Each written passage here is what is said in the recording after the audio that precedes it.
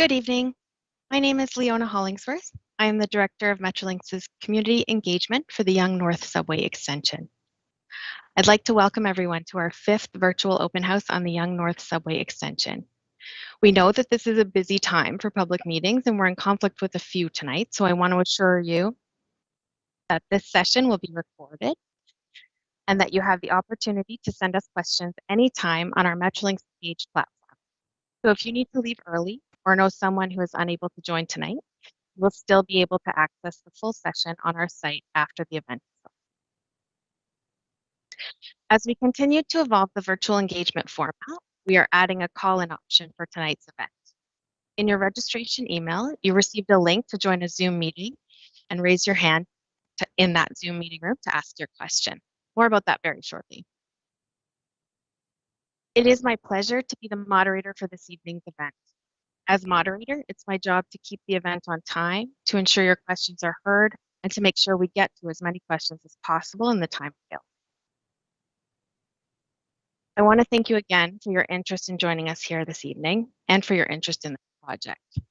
An important note, this event is being closed captioned. To use this feature, enable it on your video player. Metrolinx acknowledges that it operates on the traditional territory of Indigenous peoples, including the Anishinaabe, the Haudenosaunee, and the Wendat peoples. In fact, we acknowledge that the Yonge North Subway Extension is occurring on lands covered by the Gunshot Treaty 1788, signed with the Mississaugas, which is within the Williams Treaty territory. We recognize Treaty 13, 1805, signed with the Mississaugas of the Credit First Nation, and we acknowledge the Fort Albany-Nanfan Treaty of 1701 with the Haudenosaunee. Metrolinx is committed to building meaningful relationships with Indigenous people and to work towards meaningful reconciliation with the original caretakers of this land. I'm going to quickly go through the format and introduce our panelists, and then we can get into the content for this evening. If you'd like to join our Zoom room and ask your question live, you can still do that by joining us. Select Join Zoom on the event page. As great minds think alike, we often see repetition in the question. Please take a quick scroll through the existing questions before posting yours, and if you see one that covers your area of interest, vote it out. If you'd like to ask a question but don't feel comfortable speaking, post it to the Zoom room chat and my colleague will share.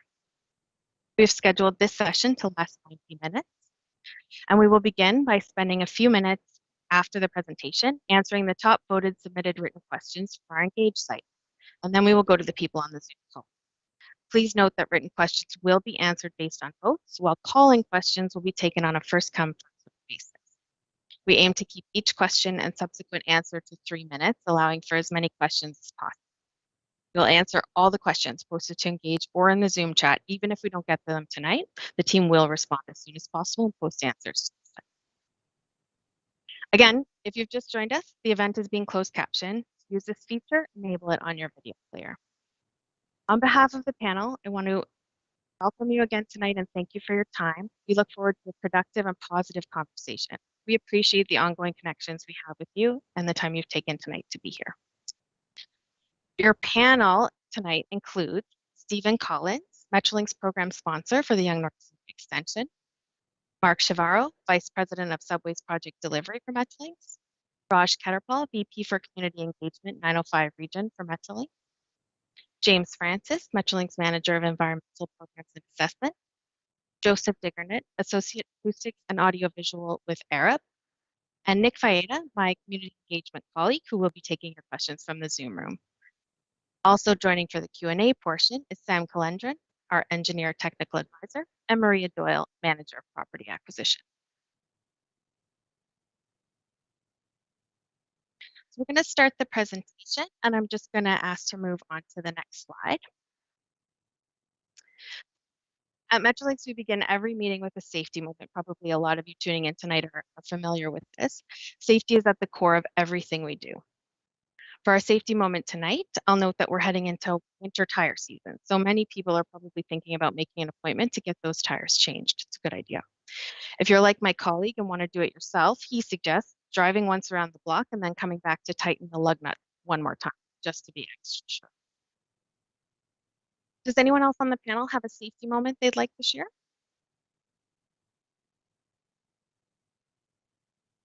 Okay, if not, we'll move the slides forward and we'll look at the agenda quickly. We're going to start with an update, a Yonge North Subway Extension by the numbers update, and then a project update. Go into the environmental assessment, investigative drilling, tunneling construction, property requirements process, community office and sound demonstration, and then we'll get to the question and answer. With that, I will hand over to my colleague Stephen Collins to begin the presentation.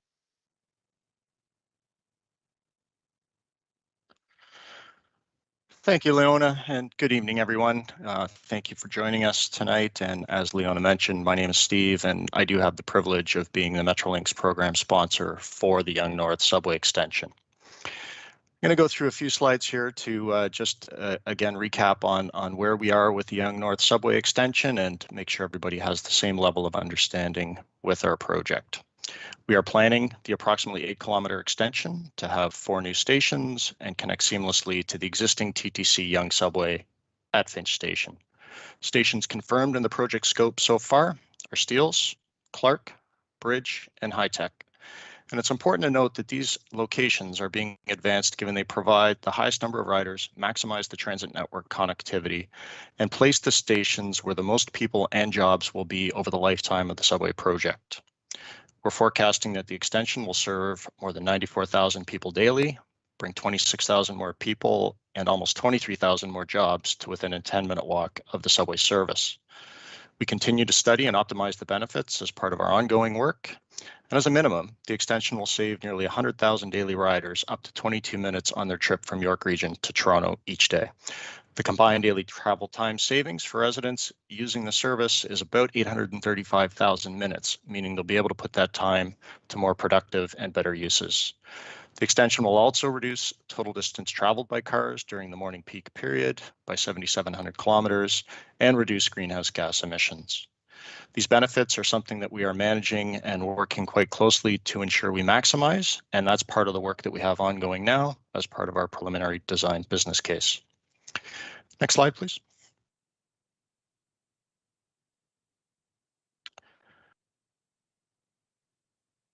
As many of you are probably aware, in July of this year, the province of Ontario, along with York Region, announced that Clark Station as the 4th station in the project scope.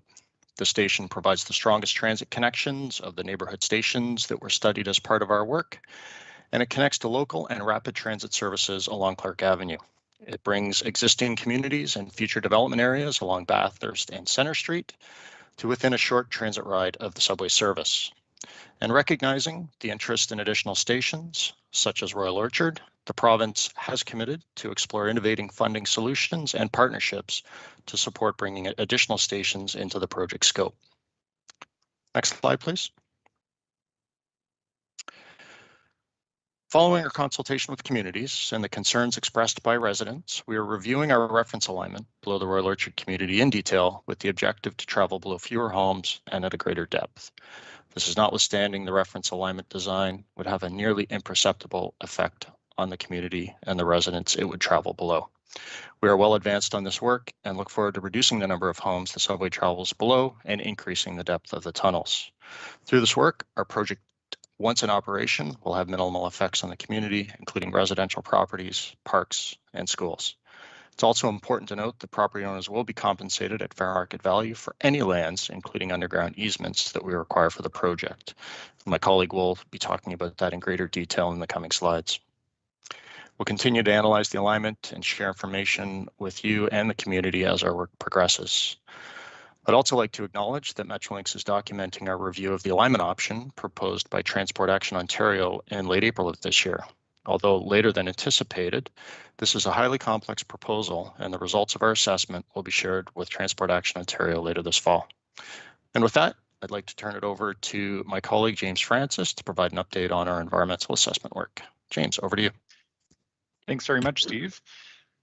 So as an update for folks, since we were last out with virtual open houses, and just to bring everyone up to speed, we are currently carrying out an environmental assessment addendum, and that's being done to meet Environmental Assessment Act requirements. This work is building on the great work done back in 2009, when the initial environmental project report for the project was completed, and in 2014, when an environmental assessment addendum was undertaken for a train storage facility. So under the transit project assessment process, which is the environmental assessment process that we follow for transit projects in Ontario, Metrolinx is required to assess both changes to the project since the 2009 and the 2014 environmental assessment work, as well as to complete a review of existing conditions, because it's been more than 10 years since the initial environmental assessment was completed. So our environmental assessment work, which is currently underway, it includes a suite of technical studies that characterize existing conditions, that predict the potential impacts of the project on those existing conditions, and that prescribe mitigation to reduce those impacts. So you may have seen our environmental staff out in your community this past spring and summer doing fieldwork. We've now completed those existing conditions fieldwork studies, and we're advancing the impact assessment.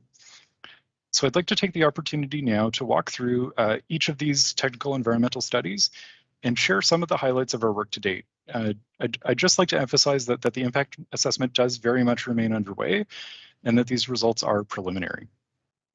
So starting with natural environment. So our natural environment studies, they look at vegetation, they look at wildlife, and they look at fish in the area. We've completed amphibian call surveys, species at risk surveys, breeding bird surveys, vegetation inventories, and aquatic habitat assessments. And in these studies, which as I mentioned, we completed this past spring and summer, we did observe a few species considered to be of urban concern by the Toronto and Region Conservation Authority, like the red-breasted nuthatch and green frogs, as well as chimney swift, barn swallow, bats, and butternut, which are species at risk. And so we'll be working very closely with the Ministry of Environment, Conservation and Parks on next steps with respect to any potential impacts on these species at risk, including carrying out species-specific surveys as necessary to confirm habitat suitability.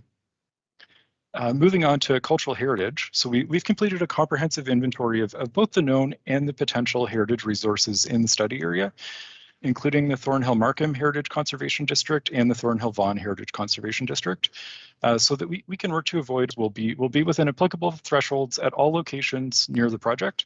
And I'll be speaking a bit more about this topic in the coming slides. And last but not least on this slide, for traffic, we've been working closely with our municipal partners to update baseline traffic conditions in the study area, which had previously been collected in support of the 2009 environmental assessment work. And this information, we're using that to guide our mitigation planning as we continue to advance project planning. Next slide, please.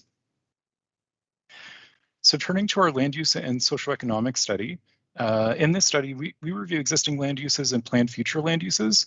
And our review here identified that all of the proposed transit infrastructure, it aligns both with current land use designations, and it's also compatible with future planned uses, like the multi-use trail that's planned adjacent to the rail corridor in Richmond Hill.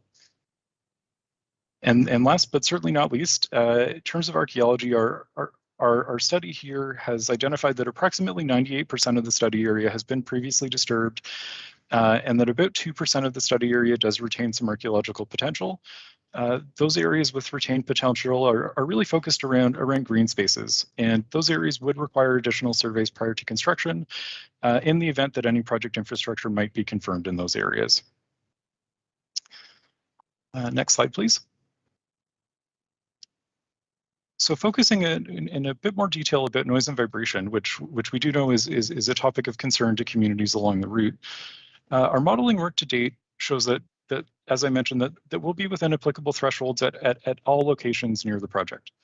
And one of the solutions that we're looking at to make sure that we're achieving those thresholds and being below those thresholds is floating slab track, and that's for the underground segment of the project. And floating slab track is shown on the images on this slide. And so this type of technology, it isolates the rail structure, which you can see on the upper image. You can see the rails connected to concrete. So that's the rail structure. It isolates that from the tunnel structure, which in the lower image is underneath that, with rubber pads or rubber pucks. And those pads or pucks, they absorb the vibration from passing trains. And we've been modeling use of this particular solution through the Royal Orchard community, and our results showed that the resulting noise and vibration would be no higher than the sound of rustling leaves in the distance or background noise in a broadcast studio, and in terms of vibration, below the threshold of human perception. So this technology, floating slab track. It's just one of the options that's available to us. And we are working to refine our proposed mitigation solutions as our planning and design and due diligence work advance. I just also wanted to highlight here that our modeling work to date, it's based on conservative assumptions, particularly around soil types. And the results from our ongoing geotechnical program will allow us to refine the noise and vibration modeling and the mitigation recommendations as we continue to gather information about the specific soil types that we'll be passing through. Next slide, please. So this slide provides a look ahead in terms of I guess where we've come from and where we're going with our environmental assessment addendum work. So as I mentioned, this past spring and summer, we undertook field work, we documented existing conditions. We're right now working on the impact assessment comment on our addendum once it's published. So thank you very much. And with that, Mark, I'd like to pass it over to you. Thanks, James. This next slide that we're going to move to covers off the investigative drilling program. So for the folks that are going to build and construct the subway infrastructure, understanding soil conditions is critical to both design and construction. We are looking to provide detailed geological and hydrological information on the soils in order to help our designers customize the design solutions for the implementation of this infrastructure. We will and have been working closely with the City of Markham, York Region, and the Metrolinx safety team to ensure that the work is undertaken in a manner that protects public and worker safety, minimizes disruption, and complies with all permit conditions. So that's a good segue to the next slide, which really speaks to how this information is going to be used. This is one aspect of how this information is used, and this is a slide covering off what a tunnel boring machine is. So Metrolinx uses modern tunnel boring technologies to construct subway tunnels. The mechanized machine that you see here is an earth pressure balanced tunnel boring machine. It's designed specifically to address the soil and groundwater conditions that are anticipated in the area that it's going to be tunneled through. So the front end of the machine that's in green has particular tools attached to it, and the machine has the sophisticated telemetry and other sensors on board to understand what the earth is doing in front of the machine, as well as above the machine, and it works continuously to minimize any soil settlement and any water ingress issues that may occur during the tunneling process. We've recently started construction on both the Scarborough and Eglinton Crosstown West subway projects, and customized tunnel boring machines are currently in manufacture. They are actually at this point being disassembled and shipped over to Canada, and construction will start on those projects in early 2022. We plan to use the same successful approach to design, procuring, and building the Yonge North Subway Extension tunnels. It extends beyond Metrolinx in terms of the tunneling. These tunneling machines have been used on other TTC projects, other water and sewer projects around the region.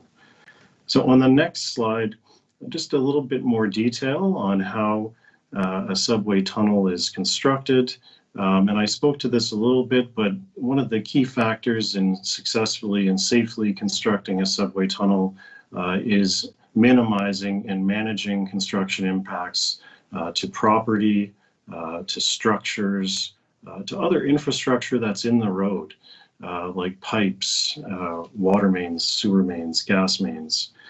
These machines and the technology that's deployed, as well as the monitoring, allows for the work to proceed without damage to these structures and infrastructure.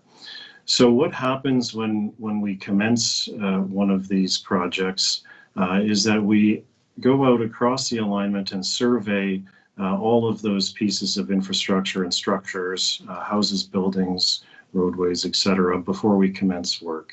That establishes a baseline understanding of where the buildings and infrastructure are. That information is then passed on with the geotechnical information that I was talking about earlier, and that creates a model to understand how the settlement would react if not managed.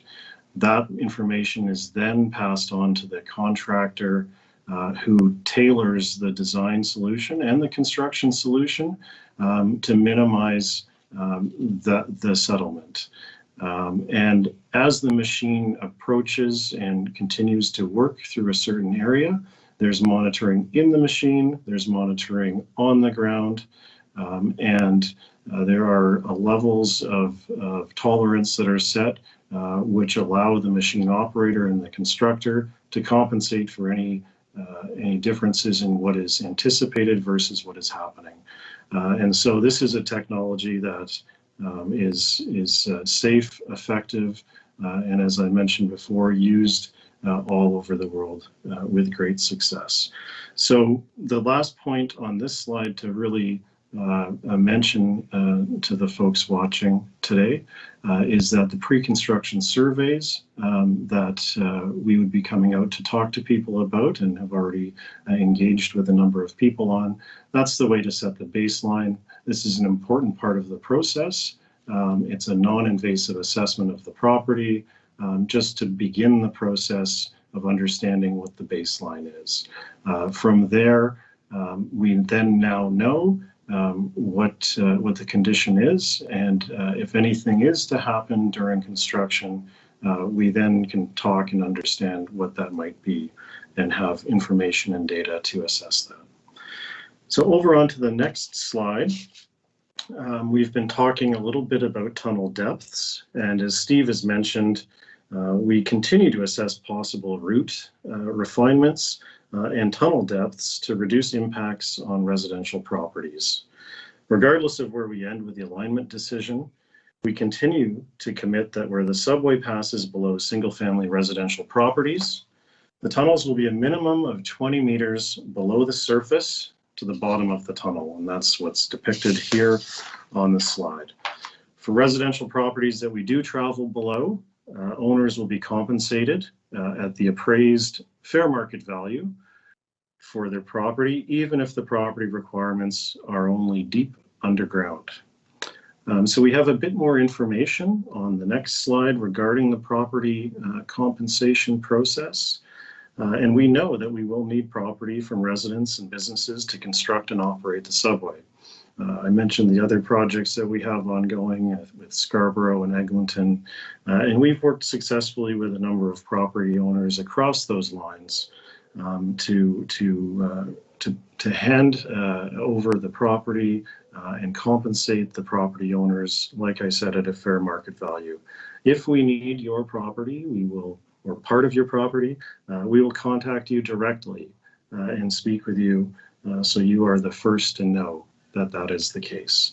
Our objective is, of course, to minimize the amount of property that we need, and our preferred approach is to negotiate with owners directly and work towards fair market value for the property requirements that we need for the project.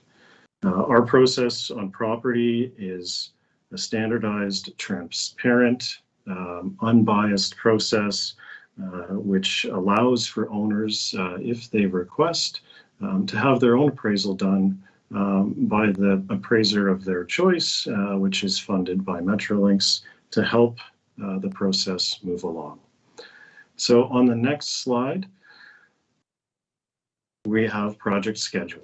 And I wanted to just touch on a couple of the key milestones that we're working towards today.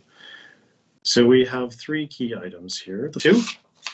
And finally, we are scheduling the EA addendum release for public review in early 2022. I'll turn it over to Raj to provide an update on our upcoming community engagement plans. Thanks, Mark, and good evening, everyone. Thank you for joining us this evening. So since the release of the initial business case of this year, our community engagement and communications teams have been active in their public and stakeholder outreach through various channels. We are in the process of exploring potential locations for our YNSC community office with the aim to be close to the Royal Orchard community.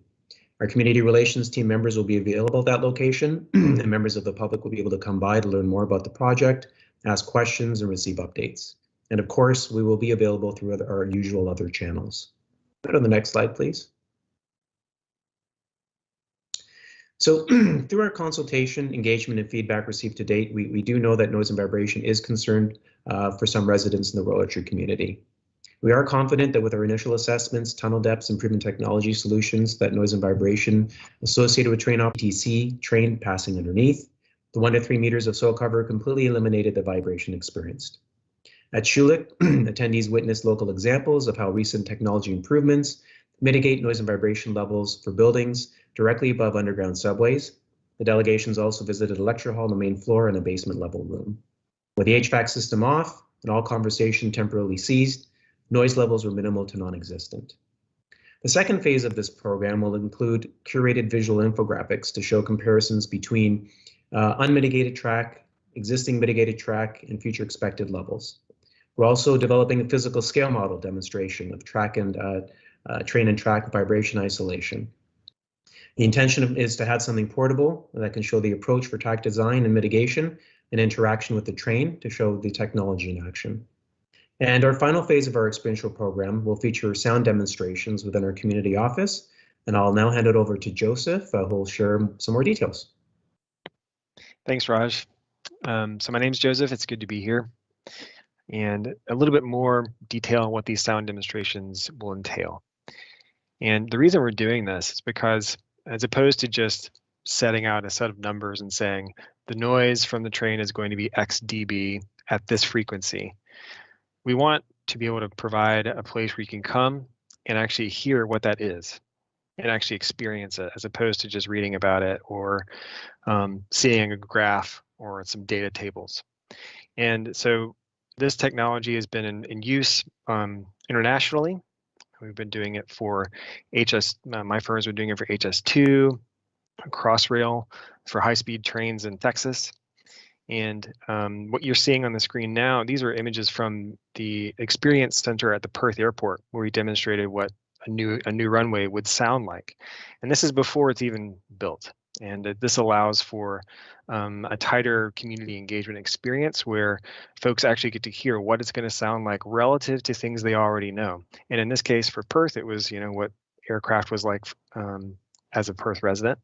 What we're doing now is going into the communities that are going to be on top of Yonge North, and including the Royal Orchard and Bayview Glen communities, and taking recordings in homes, and actual homes, in basements, bedrooms, living rooms, capturing what are real life scenarios. And then we take what are the projected levels of sound from the extension and layer that on top so that you get a side-by-side comparison of what something is like an existing line 2 home would experience versus what the future home is going to experience with our projected levels. So it's all about having you be able to come and listen for yourself and make your own mind up about what these decibel levels mean. I think I'll pass it off to you, Leona, right? Yes, back to me. Thank you very much. And thank you to our panelists. We've reached the end of our formal presentation, and we're going to get right into your questions. Up on the screen now, you can see all of the different ways that you can get into contact with the Metrolinx community engagement team, and we can connect you with our project team anytime. So please feel free to take advantage of those channels to get in touch with us. All right, so I'm going to head to Engage first and ask a couple of those top questions. The first one we have here: if Vaughan Council, Markham Council, and School Board have all opposed option 3, how does Metrolinx with good conscience continue with option 3? I suggest Stephen Collins, if you can handle that one. Sure. Thanks, Leona, and thanks for the question. And it's a very good one because it does go directly to sort of the work that we do with our municipal colleagues. And I think the important thing to appreciate with the option 3 that we are recommending and pursuing as our reference alignment It does come with the significant benefits of bridge station, the simpler northerly extension, and most importantly, the ability to incorporate a fourth station within the funding that we're working towards. That fourth station is Clark, and running the subway along the CN Rail corridor in the northern end of the extension, as I mentioned, will set us up for a further northerly extension as the project makes its way through delivery. As we've stated, we're determined to make the project the best fit possible for the communities it will serve. And that's why we're actively exploring the refinements and improvements to our initial designs that we presented earlier this year. And specifically, as I mentioned on the alignment slide, we are looking at how we can go even deeper and under fewer homes across the entire project length, especially in the northern section of the alignment, where it interacts with the Royal Orchard community. And we'll continue to work closely with our regional and municipal partners as we advance our plans. Thanks, Leona. Thanks, Stephen. I think this one is for you as well. Has CN Rail provided permission or access to the corridor for subway? Yeah, thanks for this question. And this one is one that's come up a few times in our past engagements. And the quick answer is we are working quite productively with CN right now, and we have been for quite some time on the project. I'll describe our work with CN as following two distinct streams of work. One is the technical stream of work, and that's how the subway will be designed and built and interface with CN's rail operations in that area. The other stream of work that we're also working on with CN right now is acquiring the property interests from CN that we need to design, build, and operate the Yonge North Subway Extension. And again, like the technical work, those discussions are going on quite productively, and there have been no risks identified to the project from CN and not being able to reach an agreement with CN. And the other thing that's really important to note is Metrolinx does have a long-standing relationship with CN.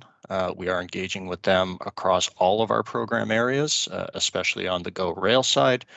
And we are leveraging that good relationship we have with CN at the executive level, the manager level, and at our project delivery level. And we're quite confident that through all of those levels of work and the two streams of work that we're doing with CN, both the technical and property, we're going to be able to continue to work effectively with them and move the project forward. Thanks, Stephen.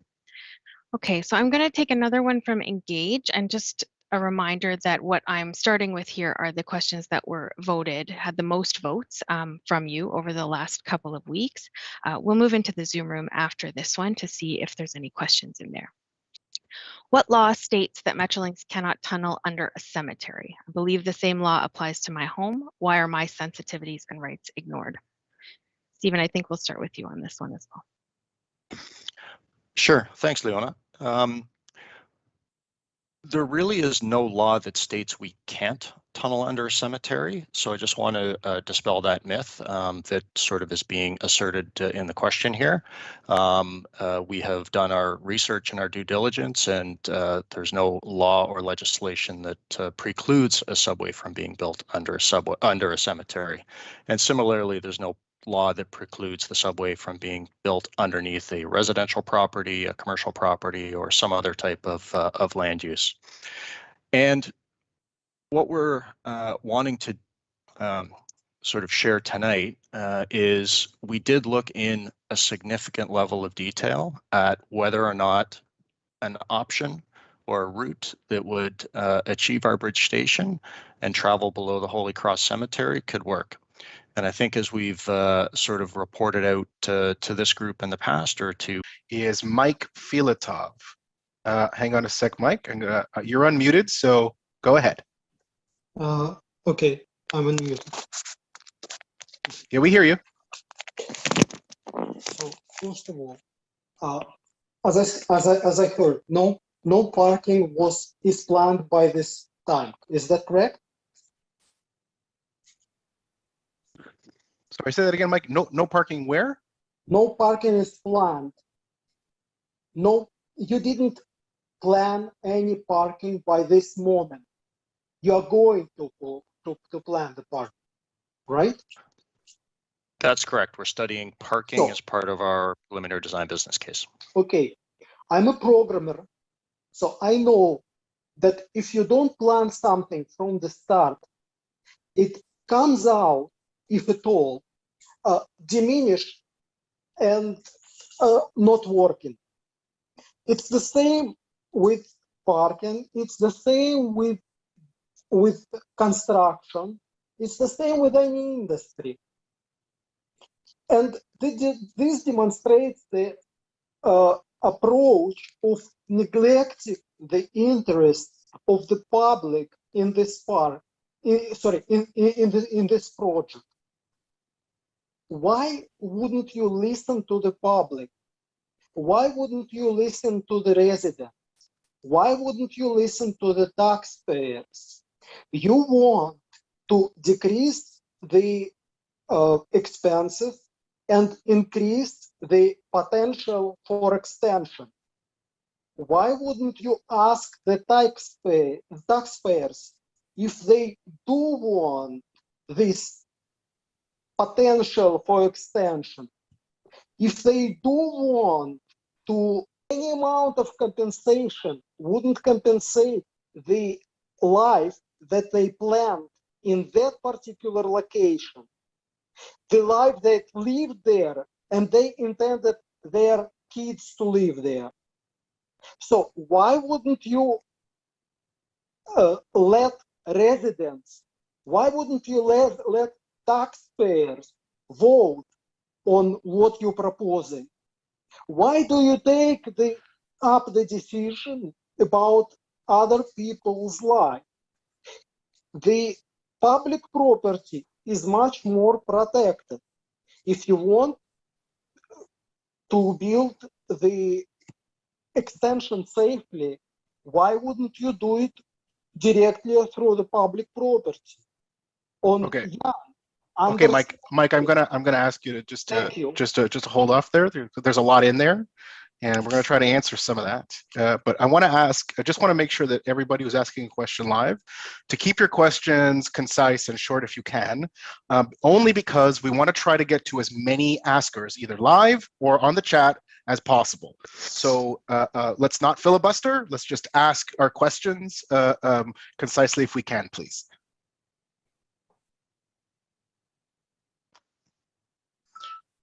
So what I heard in there, everybody, was about first question was about parking.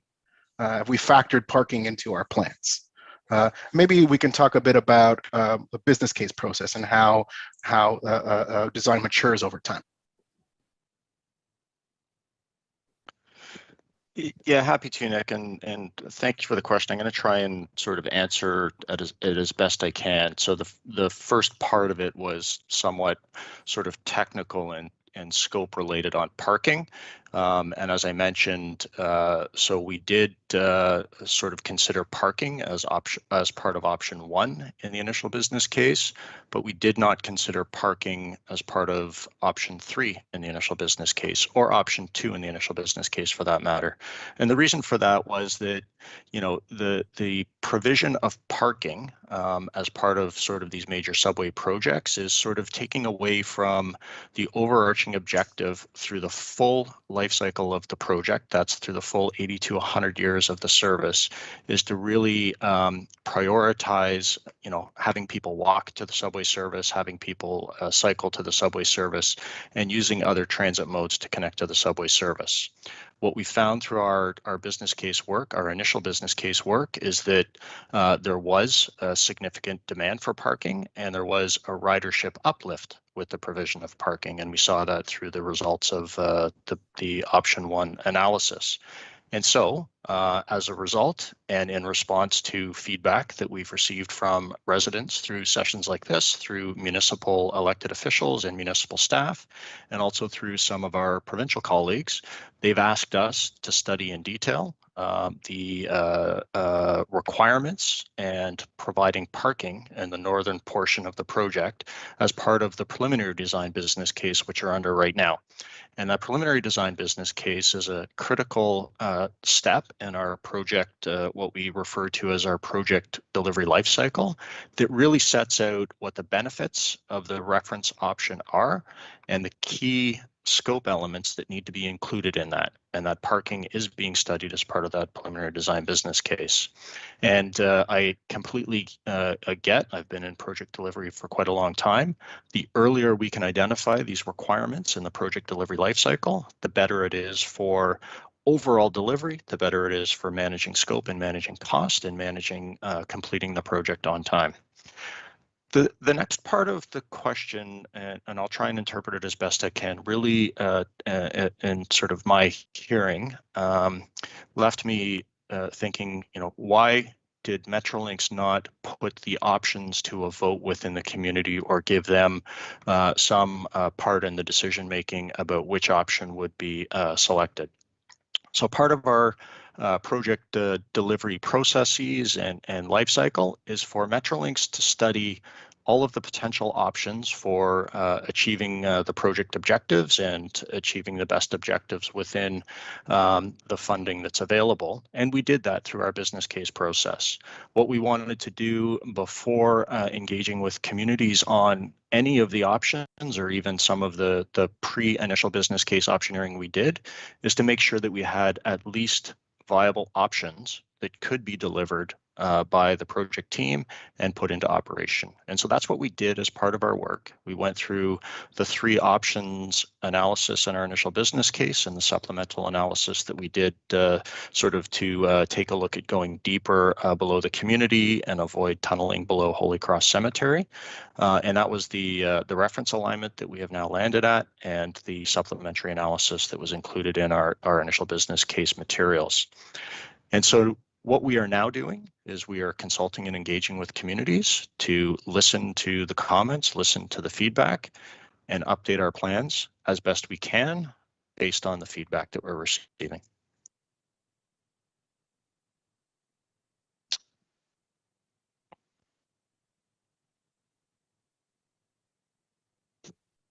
Okay, great. I'm going to take another. Yeah, thanks. I'm going to take another question from a live asker, if you don't mind. And I'm going to go over to Peter Palfreman. Peter, you should be unmuted. Go for it. Thank you very much, and good evening. I listened to your comments about noise and vibration with interest, especially because on October 7th, Anne-Marie Aikens, chief spokesperson for Metrolinx, appeared on CBC Metro Morning and said 2 things of note. And these are direct quotes. 1, the impacts are really difficult to manage when you go underground. And 2, we believe that the impacts will be even greater going underground. When you clearly know and admit that the impacts are really difficult to manage going underground, and the impacts will be even greater, how can you in good conscience continue with a plan that tunnels beneath homes and schools when there's a perfectly good alternative by staying on Yonge Street? And worse yet, try to tell us that the noise and vibrations won't be an issue when Anne-Marie Aikens from your own organization is telling us that it will be a big issue and confirms exactly what we know and are afraid of. Thank you, Peter. Yeah, Mark already answered that. I'm happy to start with an answer on this, if that's okay. So thank you, Peter, for that question. We have heard that clip from Anne-Marie. I think we heard it in another community liaison committee meeting last week. And the full clip, Anne-Marie is speaking more specifically about the current construction on Eglinton Avenue in the city of Toronto. I can speak from personal experience on that project, as I've had a hand in it over time across various roles that I've had at Metrolinx. And I think I'd like to sort of differentiate the activities that we're talking about. So the tunneling activity is relatively benign. So the activities are at the launch shaft, where the tunneling machines enter the ground and start their journey under the streets or neighborhood or wherever they're going, across rail lines, under bridges, etc. And the surface impacts that you would see at those instances, or at that point in time in the project, would be where a station is going to be constructed in the future.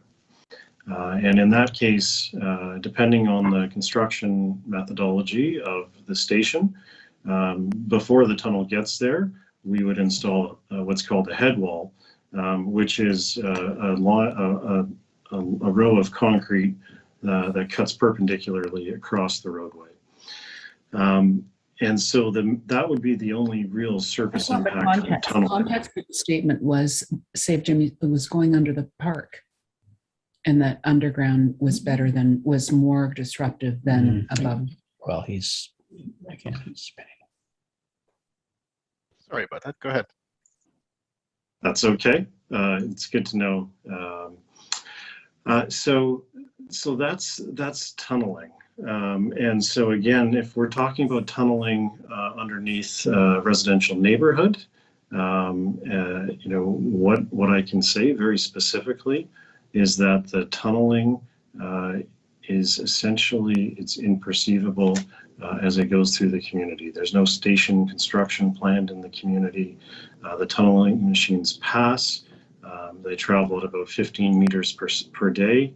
And so as they pass through, there may be a little bit of vibration from the cutting action of the TBM. But other than that, the machine comes and goes, and that's it in terms of the tunneling. Anne-Marie's comments were specific to the open cut construction that's happening right now at the station locations all across Midtown Toronto. And at those locations, they have to open up the road, they have to dig top down and relocate utilities. They have to shuffle traffic around. They have to redeck the roadway, reinstate traffic, move over to the other side of the road, and continue digging. And we fully recognize that type of process and that type of construction methodology does have an impact. And I think Anne-Marie was being very honest about that. We work our best in those situations, and that's a situation that I can say will happen on Yonge Street, where the construction of the stations will take place. We work very hard to manage traffic, to manage impacts to businesses and communities, and do our best to ensure that it's not disruptive, it's a safe and clean construction site, and that the noise and mitigate and dust and other issues that come from construction are managed to the highest standards. So I definitely appreciate the question, but I think I wanted to really communicate, and I hope I did, to Peter, to you, and to others that may have that question, that the tunneling process itself is unobtrusive, except for specific points where there need to be top-down interventions.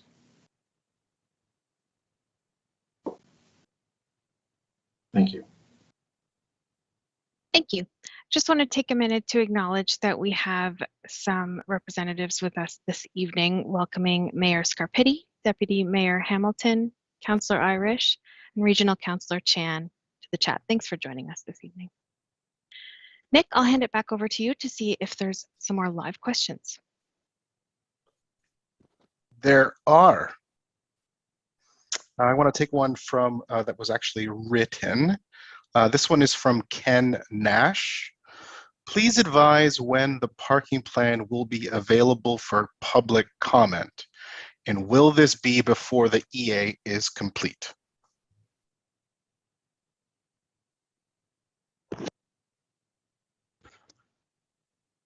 So thanks for the question, Ken, and I'll start, and perhaps James can pick up on the EA component. So as I mentioned, we are studying parking in a significant level of detail right now, including sort of the demand for parking, not only the opening day demand for parking, but right through the life cycle of the project, as we know that disruptions in the transportation industry may change the demand for parking over the next 80 to 100 years. So that is something that we're studying as part of our preliminary design business case. The work is underway right now, and that will feed into the recommendations that we make as part of that preliminary design business case in the summer of next year.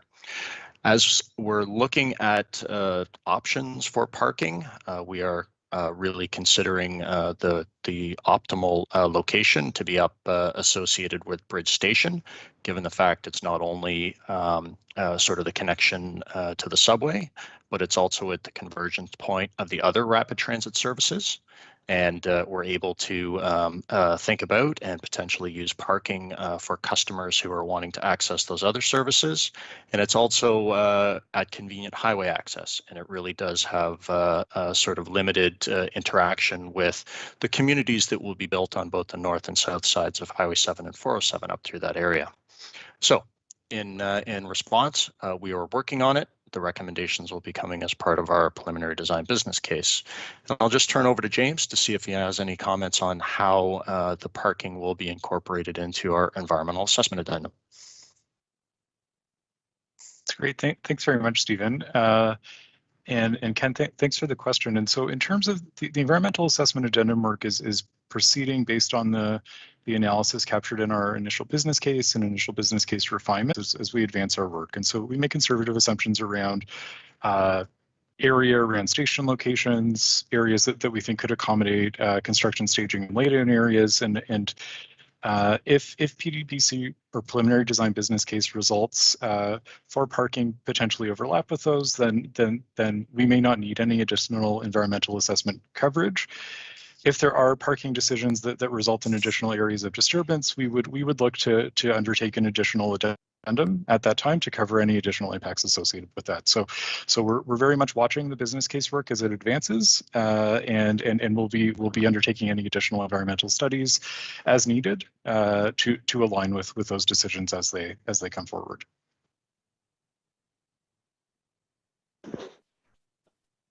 Okay, great. I'm going to take another question from the chat. This one is from Sudha.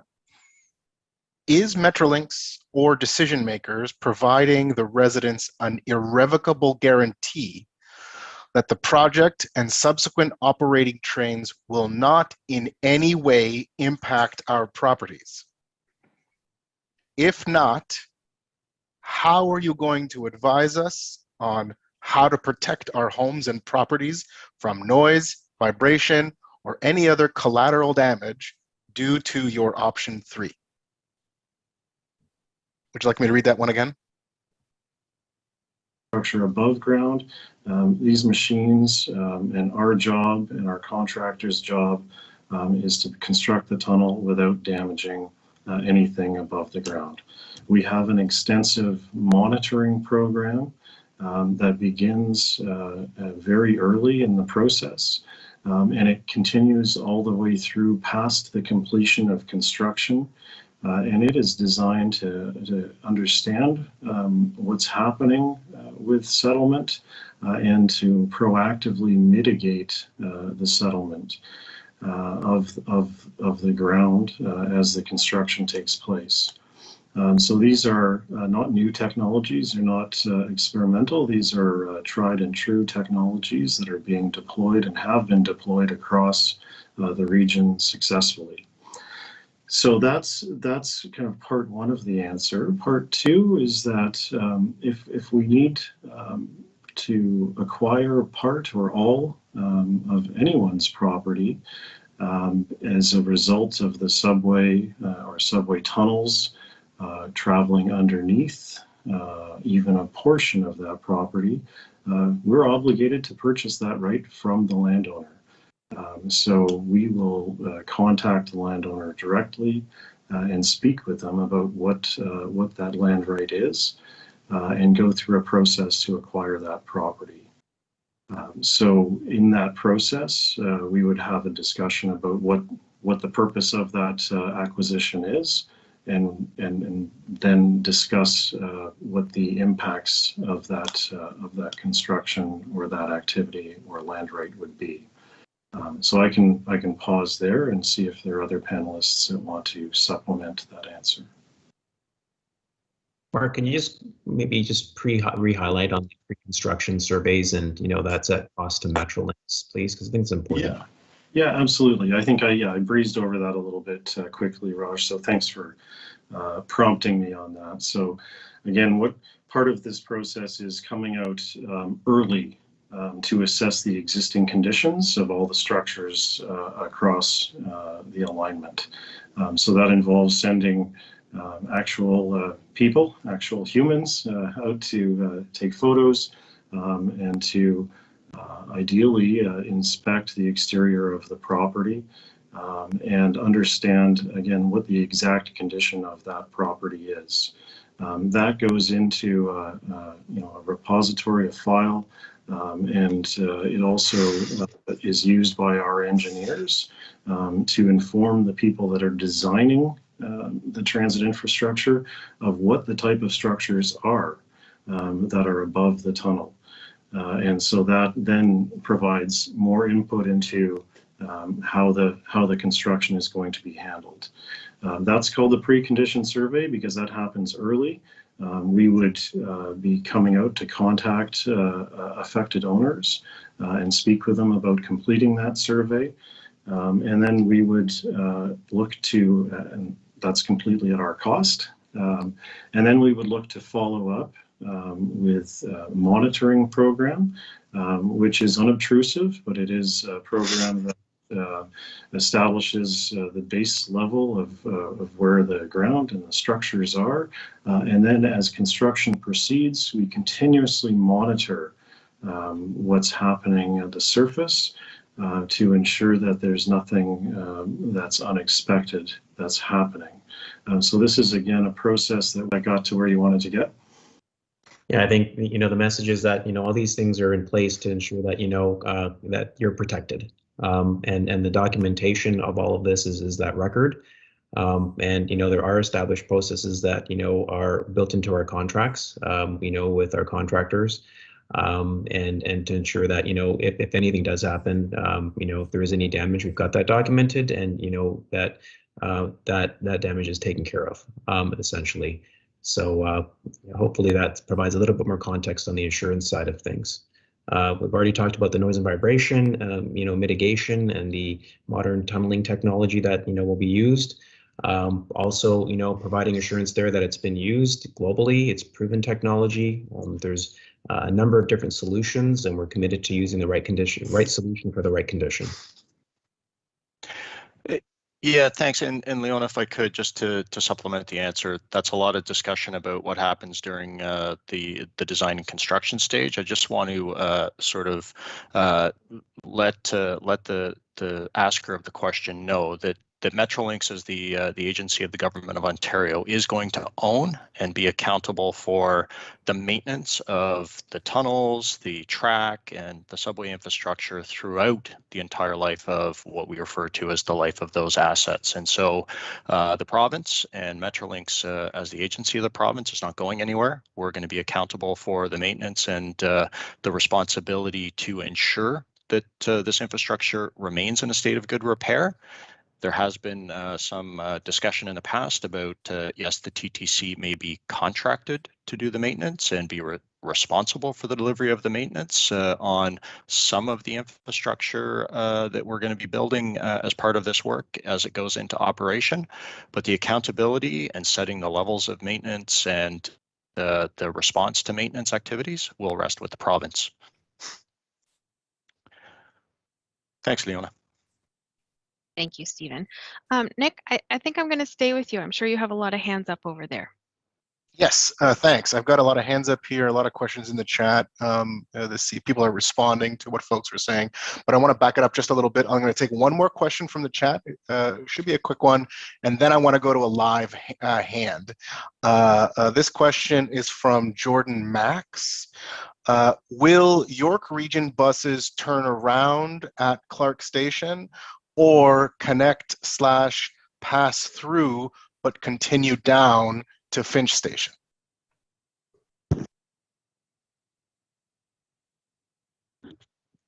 So I can start that, and perhaps sort of Mark or James can follow on.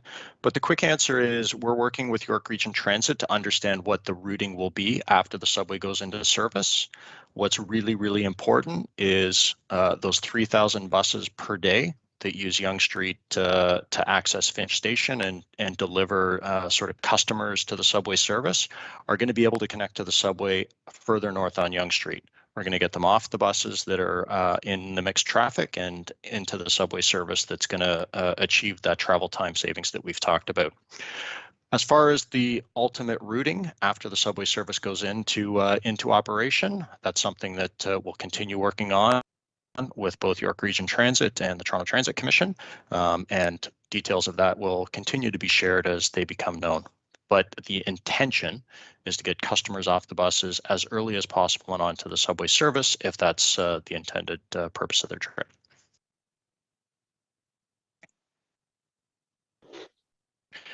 Back to you, Nick. Okay, great. So I'm going to take a question from a live hand. I'm going to go to Dev Chopra. Dev, go ahead. So I must first say I respect what all of you are doing. It's a phenomenal effort doing the mass transit for such a big city, such a complex project, and my hats off to you for the work you all do. And I want to make sure that that comes across very sincerely, because that's what I mean. I'm going to be direct, but hopefully not disrespectful. Many people have asked you that two of the main cities that you're serving have voted against this plan after hearing your pitch and after hearing other people's concern. These are some of the most advanced cities with top-notch mayors with best governance. And they have heard you, and they have heard others, and they have overwhelmingly said this is a wrong plan. Yet when we ask you that question, Steve, all we get is a one-line pitch of why you think option 3 is good. You don't ever speak to why these cities have voted against it. Have you spoken to the cities? Do you understand their logic? These are the very cities that for 30 years we've been waiting for this service, and they're rejecting your option unanimously in case of one city and 10-2 in the case of the other. And the mayor's on the line. These are the most advanced cities in the planet. And when somebody asked you 10 minutes ago that why you're still going ahead, we just got a pitch about how it sounds like it's a good plan. So could you please answer that question? Why are you disregarding the very people elected to serve these two cities who have rejected your option after hearing your pitch a number of times? So thank you, Dev, and I appreciate sort of being held to account to answer the question as asked. So I'm going to do my best to answer that question. So as you know, we made presentations to both Markham Council and Vaughan Council, and both Markham and Vaughan Councils did take positions to object to the alignment going below the community, and resolved that the subway alignment should stay on Yonge Street as far as possible. What we at Metrolinx are doing is not ignoring or not disrespecting the communities, the municipalities, or the councils that have passed those resolutions.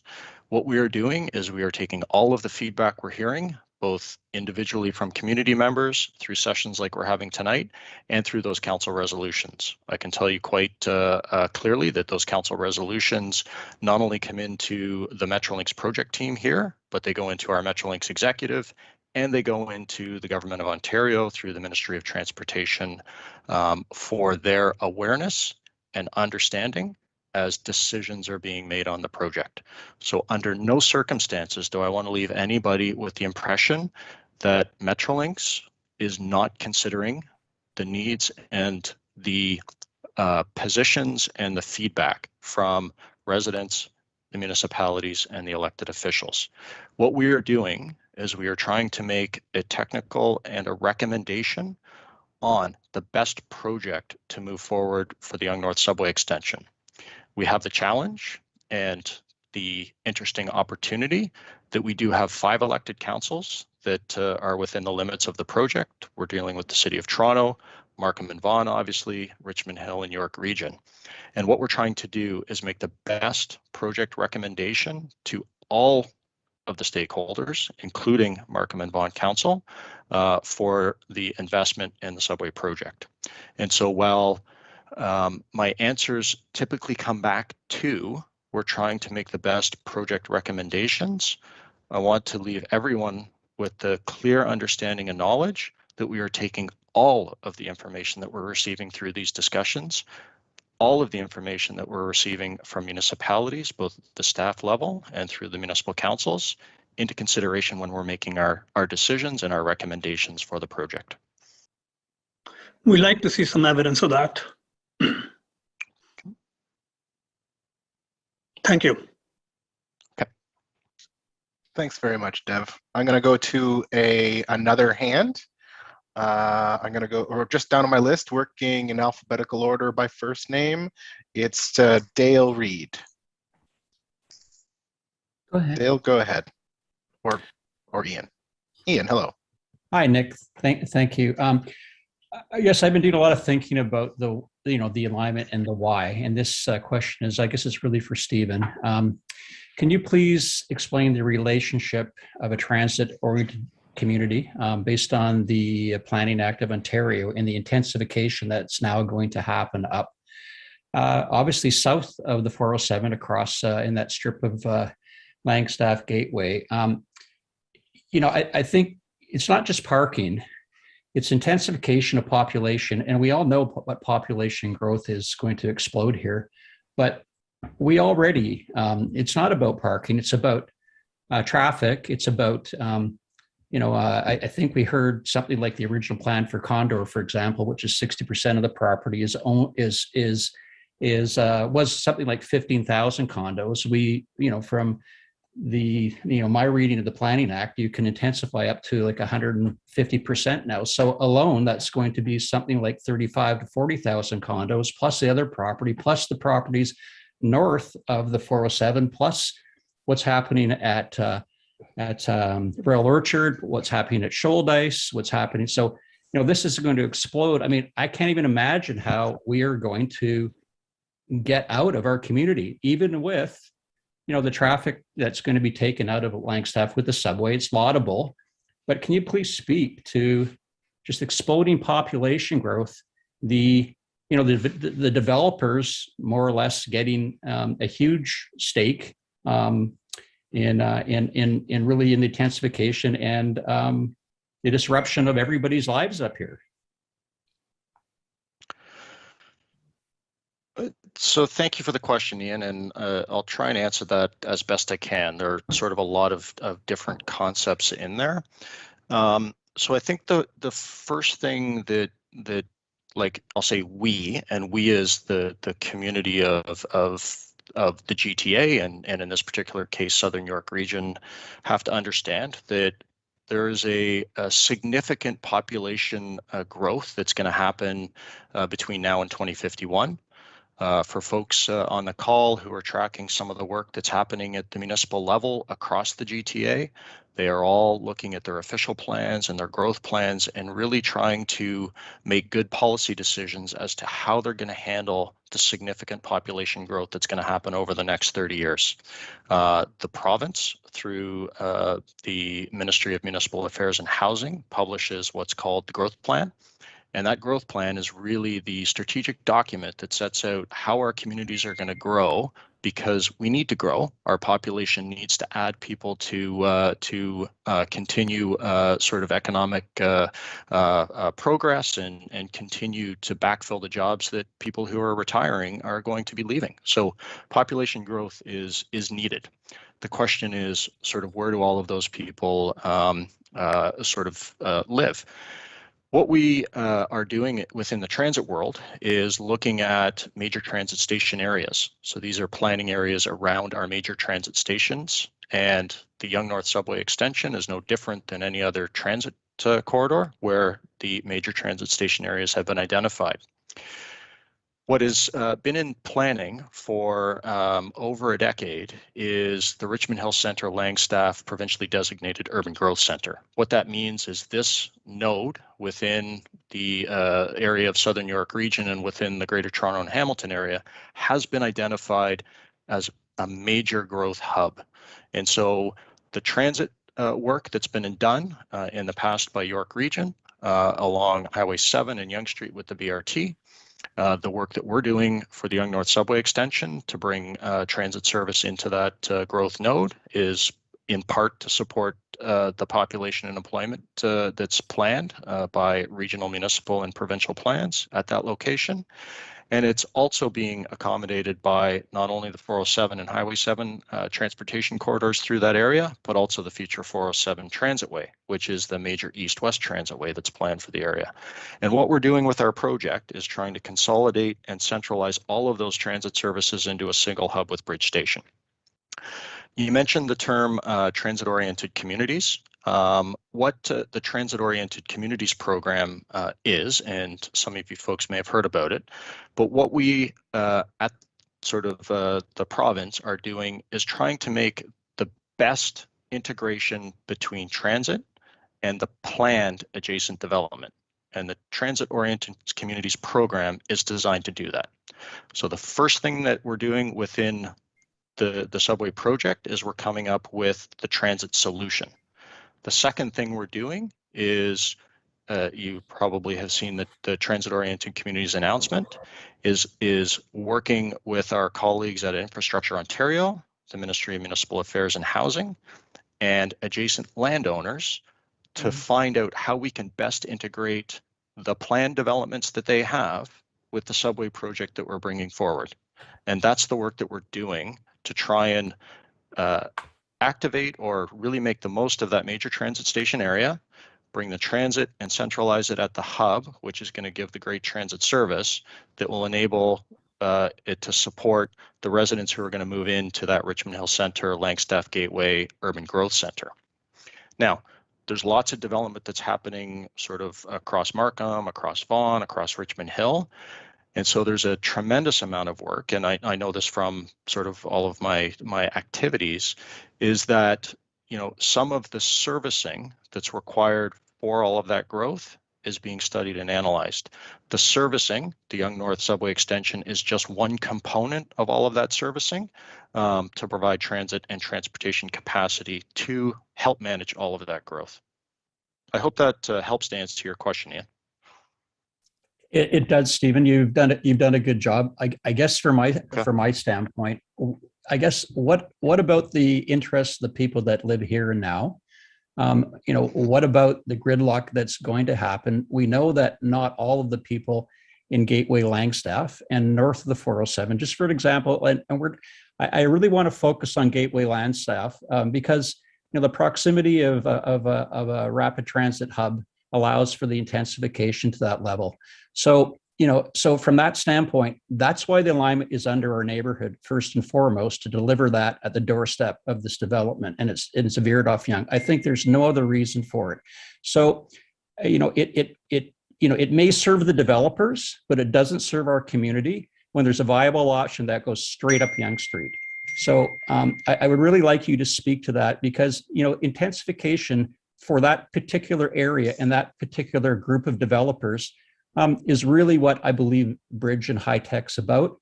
I think anyway, that's the feeling that we get. We think that there's a totally viable option. And just one last thing, I had a nice conversation with Nick the other day. It was really quite respectful. And I made a comment about, you know, why not? And it could even be an adjustment to the Planning Act. Why not a light rail shuttle, you know, automated artificial intelligence that goes from one edge of that Langstaff Gateway development to the other, back to Yonge Street, that travels to every doorstep and every condominium along that route. You know, sorry, I'll just finish off. You know, I was at Disney World and they had a silly little motorized shuttle, and I was losing my mind because of all the people that were there and the crowds, and they've moved people at a pace I couldn't believe, and that was a motorized wheeled vehicle. Could you imagine what a light rail transit going back and forth, it wouldn't even need a driver and literally would stop at every single condominium's doorstep. And I just don't understand why that's been rejected out of hand. It would probably be a simple change to the Planning Act, and we could get it back on Yonge Street, and you could probably have the intensification that you're looking for.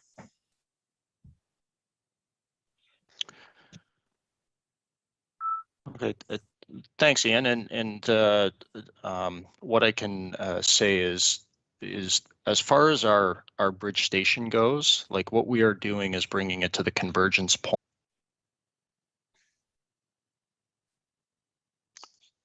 Thanks. Back to you, Nick. Okay, I wanted to take one more a live question from a raised hand, and then go back to the chat. Unless Leona, you want to go to what's happening after this. If you want to go back to engage, we'll do whatever you guys want to do. But I'd like to do at least one more live ask, and then some more from the chat. But we mix it up. Yeah, let's take some more questions. I do want to acknowledge that we're at 7:53, so people may have to drop off at 8 for prior commitments. And I mean, our audience will hang around and keep answering some questions, of course. We're still here. So I just wanted to give everybody a bit of a time check that we're heading close to 8 o'clock. But Nick, I'll hand it back to you for another question. Okay, great. I'm going to go turn the microphone over to Howard Shore. You're next on our list, so go ahead.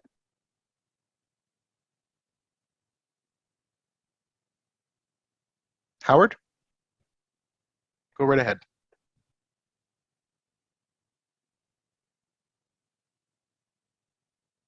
So I've unmuted you, Howard, but you seem to be muted at your end. I think Howard may have posted his question in the chat, Nick. Oh, okay. Well, while I look for it, why don't we? I'll read it out. So the question regarding compensation for damage is a good one. Thornhill homeowners in the vicinity of the CN Diamond in the Bayview Glen area experienced internal damage to their homes, including cracks in their ceilings from the train vibrations.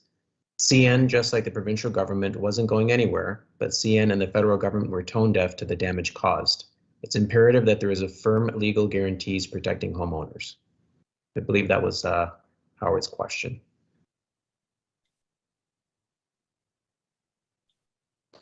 So I'll start with that, and I'm not sure if Maria or others want to jump in after. I'll speak to direct experience I have with Metrolinx, where we have done projects, and there's a difference between the precondition survey and what's happened following construction. And the specific case that I can refer to, it's not by any means a catastrophic case. It was a case of drywall exhibiting some cracking and some imperfections after the construction work was completed. So when you have the precondition survey in hand, and then you can come back and we assess what's happened subsequent to construction. There's a very clear claims process that we work through to resolve the damage. First, to determine if the damage is a result of the project, and then from there to work to provide the compensation. So that's how we handle it at Metrolinx in relation to our projects. I don't have the ability or a knowledge to speak to the freight rail situation. Was there anything else any other panelists wanted to add to that? Yeah, just a few things, Mark, and thank you. So the what's referred to as the Doncaster Diamond is the intersection of what is the CN York subdivision, which is their main east-west corridor, and the CN Bala subdivision, which is the main freight line for CN to serve sort of northern Ontario and western Canada, and that's the CN rail line that runs up through the Yonge North Subway Extension project. There's a significant difference between the trains, the weight of the trains, and the subway trains. Subway trains are electric. They're much lighter than the freight rail trains, and the amount of weight, the vibration, and the subway trains running over the tracks cannot be considered and should not be considered comparable to the experience adjacent to a freight rail corridor. So what I want to do is make sure that folks are aware that there is that difference between the heavy rail corridor, both CN's main east-west and sort of north route to Western Canada, and what we're proposing as part of a subway extension. We're also, as we've talked about, planning a very high level of design for the tunnels and the track where they go below residential properties. And what we're planning on doing is using continuously welded rail with no breaks in it for any reason. And that really minimizes the amount of vibration that's created by the trains running over the tracks. So that will further reduce the potential for vibration and damage caused by the subway, which we anticipate to be non-existent. Thanks. Back to you, Nick. Okay. I'm going to take a question now from the chat. This one is from Rebecca Kopel. I think we might have used the word, we already used the phrase acquiring property. So Rebecca was responding to that. And her question is, there's just several little questions in it. What does that mean, acquiring property? Are these paid easements? Total acquisition of the home? Does the family have to subsequently move out? Who ultimately owns the property after this happens? What happens if a property owner denies this acquisition? So I'm wondering if we can address these kind of one at a time. Yeah, okay, I'll try one by one, and if I miss one, Nick, I'm going to ask you to sort of remind me again. So yeah, sure. The first thing is that we're still in the early stages of the design process, so we haven't clearly identified what the impacted properties be, and that includes what kind of impacts there will be for the properties. So that could be subsurface, so if we have to put a tunnel underneath the ground, or whether it's at surface, so maybe it'd be, you know, taking the frontage of a property in order to widen the road or access area. And then the third one would be whether we need to take full property acquisitions. So it could be because it doesn't match with where the design is going. So and it isn't necessarily homes, it can be any form of properties that are impacted by the project.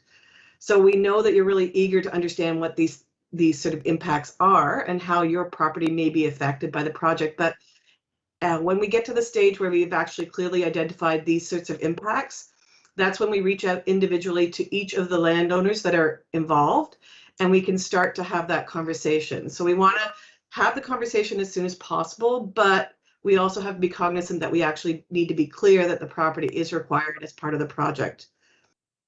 So once we reach out, which is usually going to be first contact by mail, then we will follow up with in-person conversations. Now, obviously right now we're in the COVID time, so in some cases we aren't actually able to meet in person, but we try to do it over the phone or through some sort of video or whatever process. And so unfortunately, I think in some ways we can't answer the direct questions right now, but hopefully the process sort of gives this homeowner some comfort that when we get to the stage of identifying impacts, we'll start to have that conversation. Am I missing, is there something else in that question that I have to remember, Nick? You can remind me? No, who ultimately owns the property after this happens, and what happens if a property owner denies the acquisition? Okay, so who owns the property? So that will depend on, first and foremost, what kind of impact will be on that land. So if it's a subsurface easement where it's underneath a property, where we don't need to take the home or the business or whatever is on the surface, we would have what we call a permanent easement, which would allow us to use that underground area for permanent purposes, let's say a tunnel. If it's a temporary easement, it could be used for, in some cases, staging areas where we need property for allowing us to put construction materials or putting launch shafts or things like that into the area. We then at the end of the day, that property would then turn back to the landowner at the same condition that it was taken from the landowner. In the case that there needs to be what we call a permanent taking, where we need to acquire or buy that property in full, that would be a different, that would mean that at the end of the day, that property would be owned by Metrolinx. So it really will depend on what kind of impact there is to the property before we would know whether it will be still in the ownership of the landowner or the ownership of Metrolinx. If a landowner doesn't wish to, so I'm going to repeat that. Can you repeat that last one again, Nick, just so I get it right? Sure. Yeah, no problem. The last question was, what happens if a property owner denies this acquisition? So first and foremost, we prefer to go through an amicable process. In other words, we prefer to have a conversation with you and get to a point where we both agree on what the value of that acquisition will be. That acquisition process can take about 18 months, but sometimes it can happen earlier. So one of the methods to acquire properties, which most people are aware of, is what we call expropriation. And that's the case where the project still requires that land for whatever that purpose is, whether it be a temporary or permanent or easement, or whether it's a permanent land taking. And that will depend on whether we're in the project schedule, that we need that land by a certain date, and that property falls within that window of time that it's required. We prefer to go through the amicable route, but if we have schedule conflicts, then we will usually start the expropriation, sometimes in parallel with those conversations with the landowner. And Maria, maybe I can just jump in on one part, and thank you for that. It's just on the subsurface easement side of things, that important to call out that you own the property underneath your home, right? And because you own the property underneath your home, and we're going underneath that area, you're going to be compensated for it. And it's not because we're going to be impacting your property in a negative way, right? We're confident in our noise and vibration technology and the solutions that we'll have in place. And it's because you own, that portion underneath your home. That's a fair statement, correct? yeah, thank you, Raj. That definitely is good nuance. Okay, great. I want to do another question from the chat. This one is from David Siegel. With regards to the response to Peter's earlier question, there was a focus on the impact as a result of the tunneling itself. What about the noise and vibration from trains passing under the home? This longer-term impact was not addressed and is of great concern to residents.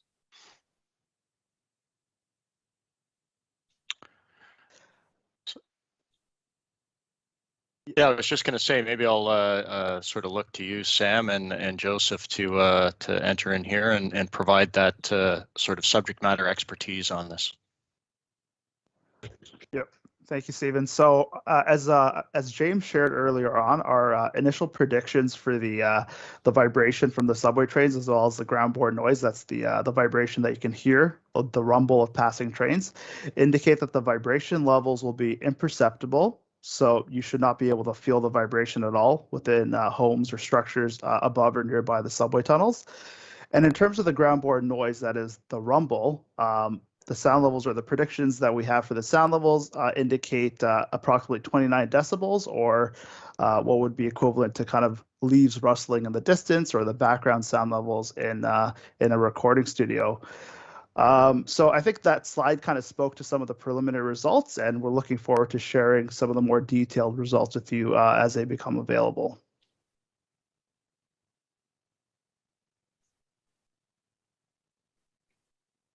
Anybody else want to, or are we good? Okay, good. Thanks, Nick. I'm gonna go back to some live hands, and our next live hand asker is Farzad. Farzad, go ahead. Thanks for being here. Thanks, Nick. I know that one of the concerns the residents have is noise and vibration under the houses, and I know that it happens in two phases, I guess. One is the phase that you're tunneling under the during construction, and the other one is after it's fully developed and the trains and everything passing by and it's in use. So this is mostly regarding the planning stage. I'm wondering, I've seen actually stop by when we're drilling, and I talked to the drilling companies. They said, yes, they're drilling about 200 feet down, and they're taking some cores as well to find out what the formation is, because we talk about clay, limestone, dolomite, whatever shade that we have. And each of those can transfer the vibration and sound differently.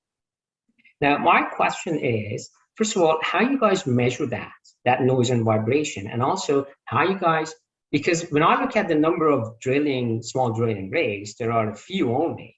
They're not in a way that they can actually mapping or finding those layers.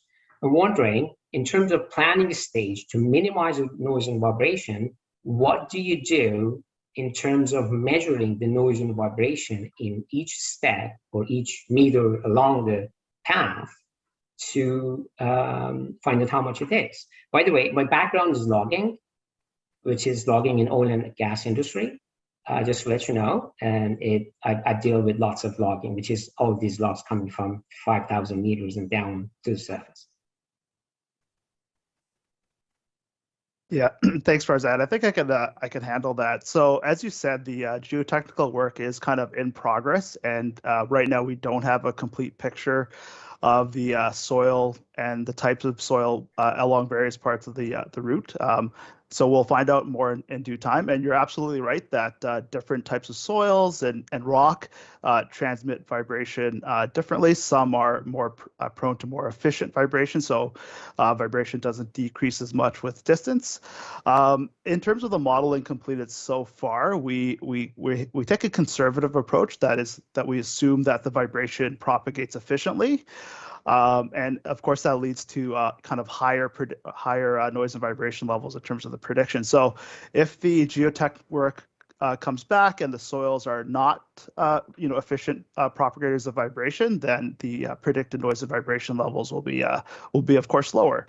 So we're taking a conservative approach until we know more about the soil conditions present along the alignment. So yeah, I want to have a follow-up question on that. So when you do the conservative sort of approach, what do you do? How do you measure this? How do you find the layers in the total path of the proposed track? Right. So that's I think more in terms of what the geotech work does is they take and that's not my area of expertise, but they drill boreholes along different parts of the alignment, and they stitch together a picture of the underlying soil conditions. And there's several boreholes spaced at different points along the route, and that provides our picture of soil and where the bedrock is and things like that. And once this comes together, you can actually see that there's really not a lot of variability from borehole to borehole. And of course, geotechnical conditions don't vary or don't change very suddenly within a matter of a few meters. But that's all underway, and that's part of the reason that the geotech work is being completed right now. The reason I'm jumping in again is I know that you're limited to roads available to you. You're not if we don't mind, Farzad, I think we'd just like to move on to the next asker if we can. But my main question is, if it comes to the planning, you have to have this before giving that proposal, that which track road basically you're taking. And that doesn't seem to be undertaken. Yeah, I suppose I'm a little unclear on that question. So I think this is kind of the normal process of due diligence investigation. So, this is part of the normal process of investigating soil conditions along the alignment and tailoring and refining the predictions, not just for noise and vibration, but for other elements of the design. I think that's all kind of part and parcel of the sequence of events. And of course, that information, it's not too late to use that information in the design. All right, thanks. Yeah, you're welcome. Okay, thank you. I want to go now to another live hand. Rick, go ahead. Thanks for being here. Thank you. Metrolinx is currently reviewing 4 subway route alignments. 2 of those alignments go underneath the Royal Archer community, one being option 3.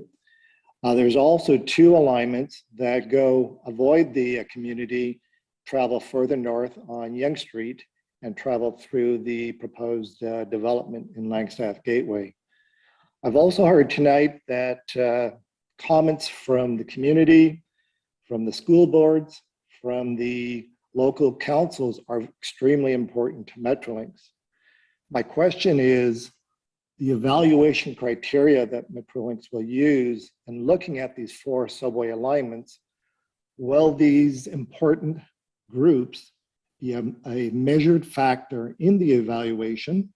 And also, will that evaluation criteria be available to the community to have a look at before it goes through the process?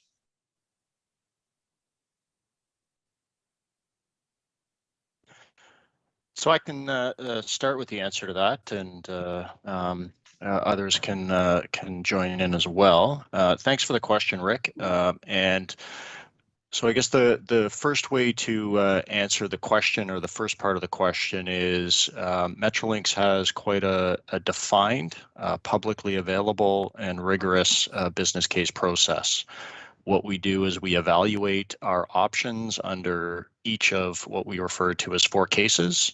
The first is sort of the strategic case, which looks at sort of the strategic opportunities or the strategic benefits of each of the alignment options.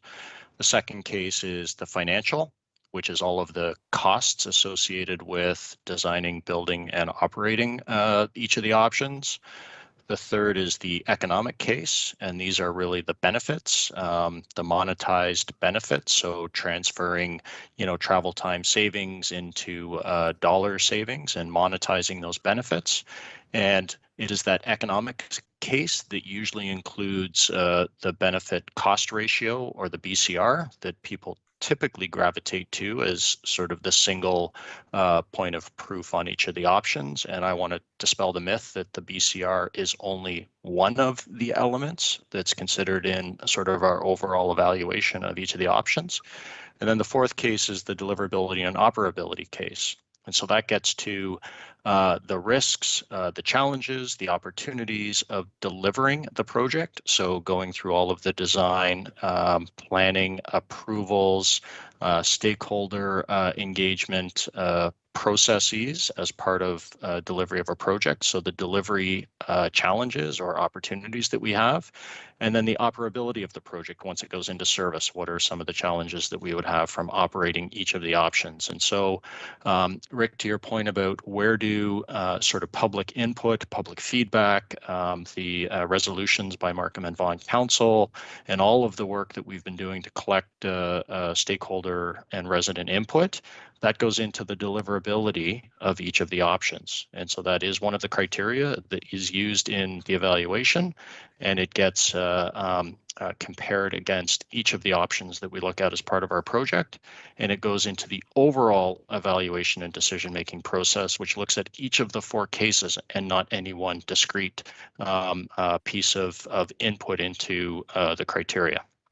As far as the sharing of the criteria that are being used, we are following the same methodology and framework for how the options in the initial business case were assessed and evaluated. And so I would refer folks to the criteria that we included in the initial business case for the evaluation of options as to what we're using to evaluate everything we're doing on the Yonge North Subway Extension project. Thanks for the explanation, but it didn't really answer my question. Based on the previous evaluation criteria, it did not factor in the concerns and comments from the community and the public. So although I'm hearing it's important to Metrolinx that it be considered, unfortunately, it's not included in your current evaluation process, nor is it planned on being changed from what I'm hearing. So if I'm understanding the question correctly, you're talking about, did we include it in the evaluation of the original 3 options or the work that we're doing now?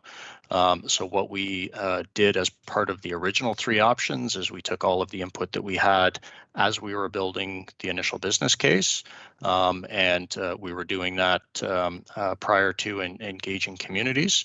But now that we are engaging communities, we are bringing that feedback in and the positions that have been taken as part of the criteria that we use to evaluate under the deliverability and operability case of our overall evaluation framework.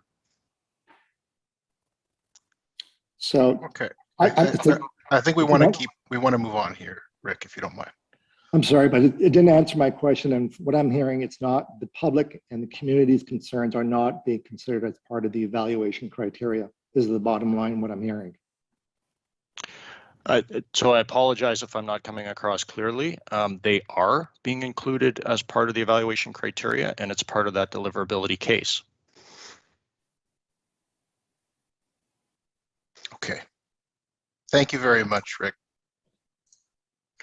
Thank you. I wanted to do. Nick, just gonna. Sorry, I'm talking over you here, but I'm just going to do another time check. We're at 8:18, so I think we'll take another one from the Zoom room and tie things up in there, and then I'll go back to engage and we'll do the next top voted one.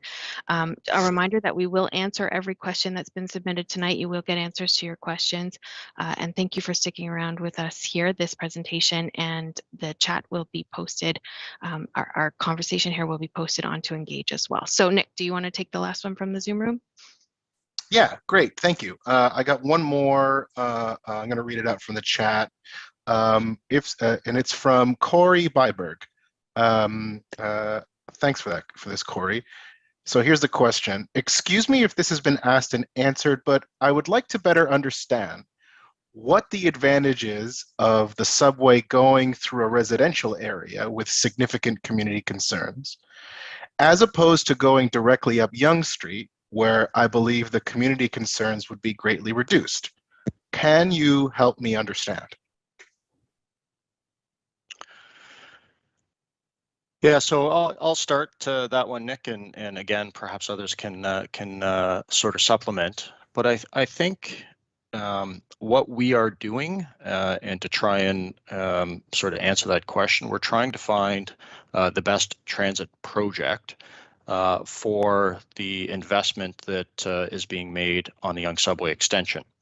And what we are looking at doing with our option that does travel below the community, what we are looking at doing is we're trying to achieve our bridge station at the convergence point of all of those rapid transit services that I mentioned, because that is a key driver of our business case and a key driver of creating the network connectivity that's so important to shifting and supporting increases in transit use. The other benefit and the other substantial reason why we are sort of recommending the alignment that does get the bridge station and does rise to the surface along the CN corridor is because, unlike the other 2 options, it has the distinct ability to bring in a 4th station within the funding envelope. And so that 4th station provides added benefits to the communities of Thornhill, both on the Markham and on the Vaughan side, and it provides that direct connection, as I mentioned earlier, to the transit services that are going to be connecting to the promenade area and the rapid transit corridors and development that's going to be taking place along Bathurst and Centre Street in the eastern portion of the city of Vaughan. I guess the last thing I'll just mention as it relates to sort of why option 3 or why the option that brings us to the CN rail corridor and rises to being at surface is it enables sort of those stations in the northern portion to be designed and constructed more quickly. And it also sets us up for a future extension of the subway when the need for extending that rapid transit services further north into Richmond Hill come about.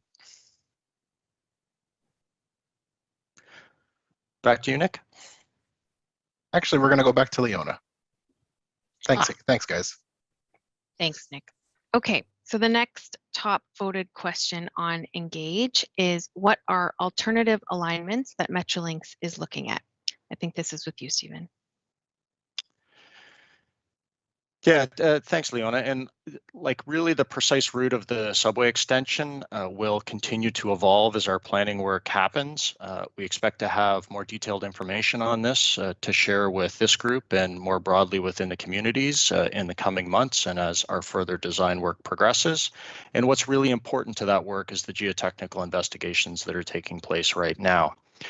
We want to, and I want to sort of assure everyone that we are really working hard to try and minimize community impacts as a whole and as we deliver this major project. And what we want to do is make sure that we manage those impacts both during construction and beyond. So there has been a fair bit of discussion tonight about construction impacts and operation impacts. We are really, really interested in that and wanting to make sure that that gets put into our project decisions and our evaluation of the options. Thank you, Stephen. Okay, with that, thank you to everyone for joining us this evening. I think we maybe have a couple more minutes. We can make it to 8:30 if there's one more in the chat. Nick, do you have something there? Oh, okay. Yeah, sure. No problem. A little more notice next time. Okay, next one in the chat in order was from Lamis Chepeta. And there are two questions here. This is a two-hander. Were the financial or monetary differences between the options ever shared for transparency? I've only heard that option 3 is significantly cheaper. And the second question is, also, why have a high-tech station in such close proximity to the bridge station? Why not put that money elsewhere, i.e. rerouting back to Yonge?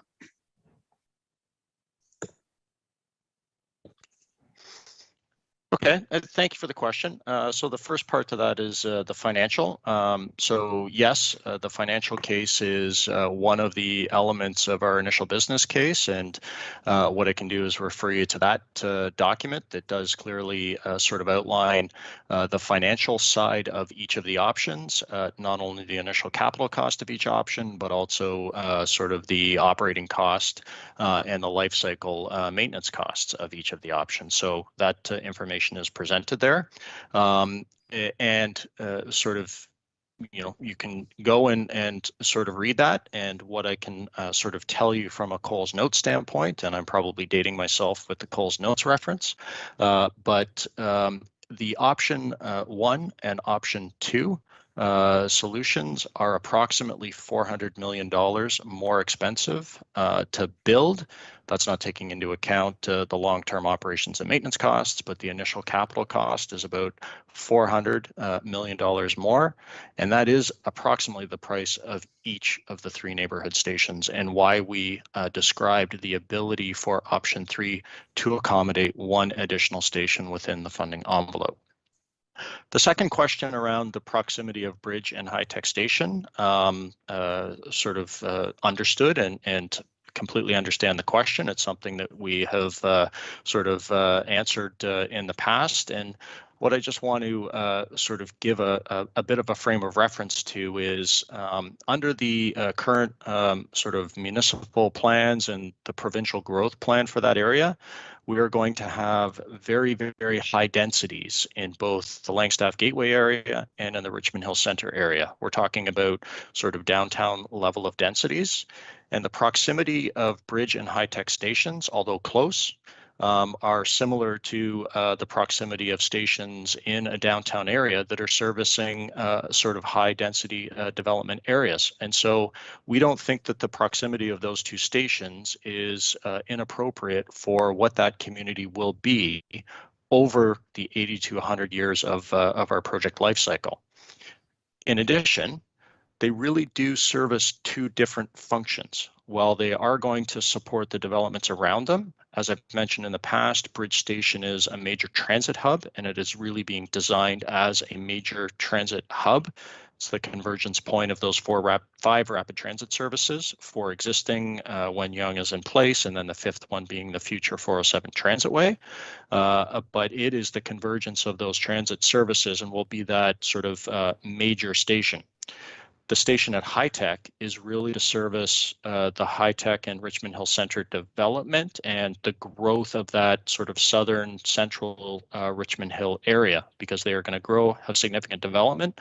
And our modeling has shown that the majority of riders using the High Tech station are either walk-in or going through a sort of a kiss and ride or a passenger pickup and drop off area. So they do really service two functions. Two different functions as opposed to the same function, and they're being sort of planned similar to what station spacing would be in a downtown area. Thanks very much, Stephen. And just as a follow-up, thanks, Stephen. Just as a follow-up to that, everyone here in the Zoom room, Stephen made reference to the initial business case, and I've just actually dropped a link in the chat too, where you can find it published online, and we can share that as well. It's easy to Google. You can find it. Thanks, Nick. And thank you, everyone. Okay, 8:28. I want to say thank you again for joining us this evening. Your feedback is welcome and appreciated. This has been a really good conversation tonight.